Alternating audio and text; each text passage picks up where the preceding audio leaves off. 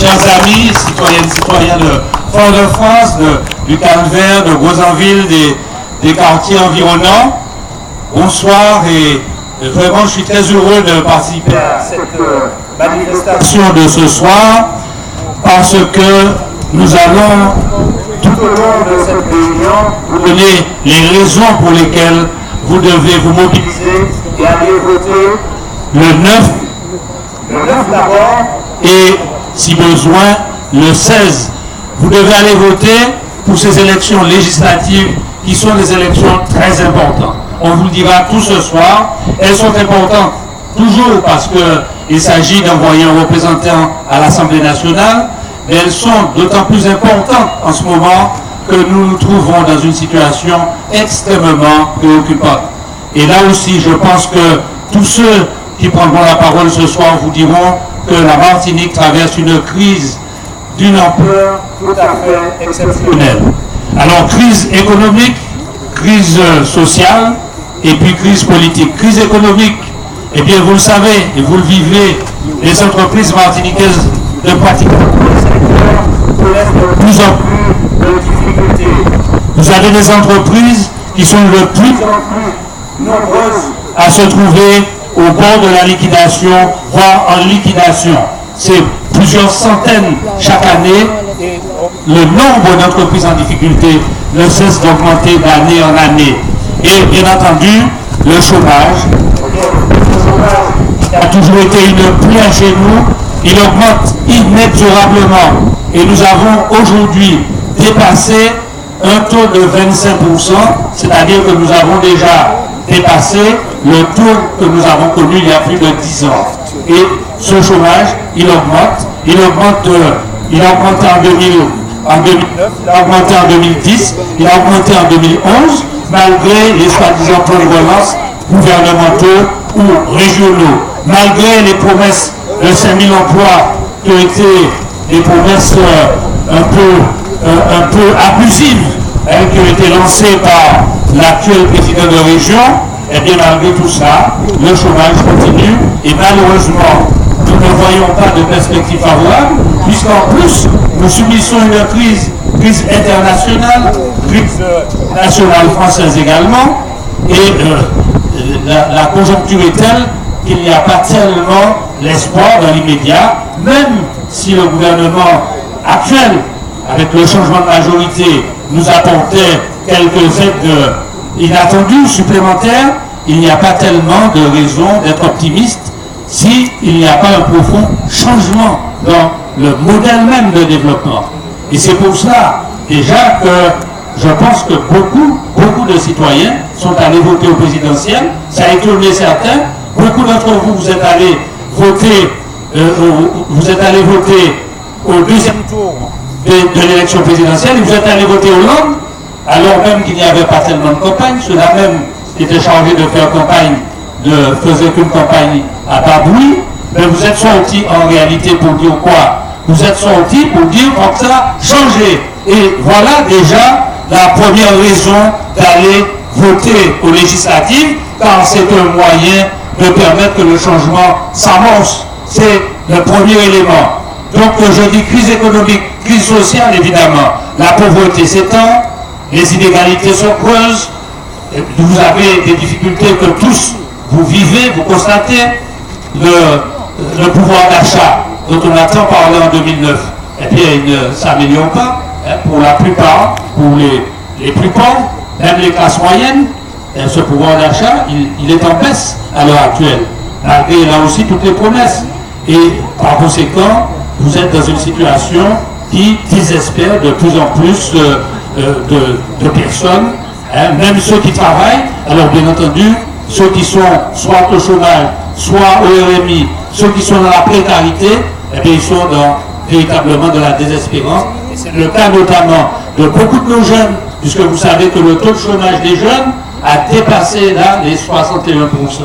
Et imaginez que la Grèce dont vous entendez parler tous les jours comme un pays qui est au bord de la faillite, eh bien, le taux de chômage des jeunes en Grèce n'est que de 50%, si j'ose dire. Vous voyez, en Espagne, c'est entre 40 et 45%, on considère que c'est véritablement catastrophique. Et bien nous, ça dépasse les 61%. la situation économique, la situation sociale, ce sont des situations véritablement alarmantes, plus qu'alarmantes, je pense. Et à côté de cela, nous avons une situation politique aussi qui est préoccupante, puisque, vous le savez, depuis déjà 2 ans, vous avez véritablement la mainmise d'un clan politique, la mainmise d'un clan politique sur pratiquement tous les leviers décisionnels de la Martinique. Et ça, c'est un problème nouveau. Ça n'a jamais existé dans l'histoire de la Martinique. Et je crois que ça, c'est, on peut dire, la deuxième raison d'aller voter aux législatives, c'est donner un coup d'arrêt à ce phénomène extrêmement dangereux pour la démocratie et bien entendu également pour le développement de la Martinique. D'autant que ce clan qui aujourd'hui à la ville de Fort-de-France, la ville capitale, qui a le département, qui a la région, qui a la CACEM et beaucoup d'autres organismes publics, semi-publics, privés, un véritable réseau. Vous avez peut-être lu le numéro de l'Express qui avait un titre comment il tient la Martinique en parlant du grand leader de ce plan.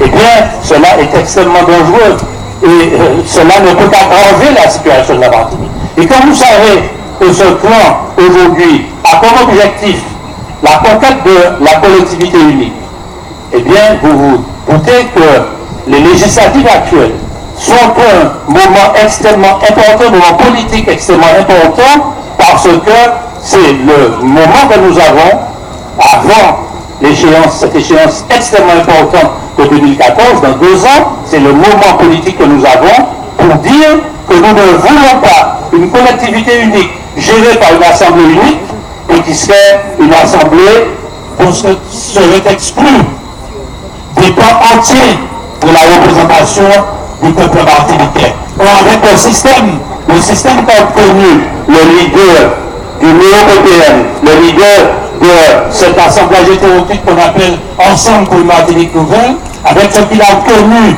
de Sarkozy, eh bien, le système de prime, la prime majoritaire de 20%, vous savez que sur une assemblée de 51 sièges, vous aurez à celui qui n'aura qu'une voix de majorité éventuellement, eh bien, l'attribution de 11 sièges, c'est-à-dire que d'entrée pour une voix de majorité à un deuxième tour, vous vous rendez compte de la distorsion qu'il y aura.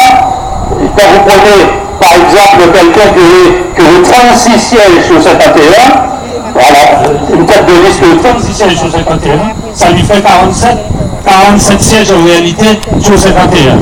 Autrement dit, 4 sièges pour les oppositions. C'est extrêmement dangereux. Ça veut dire que nous aurons une assemblée, si on l'espère, qui ne sera pas représentative du pays réel.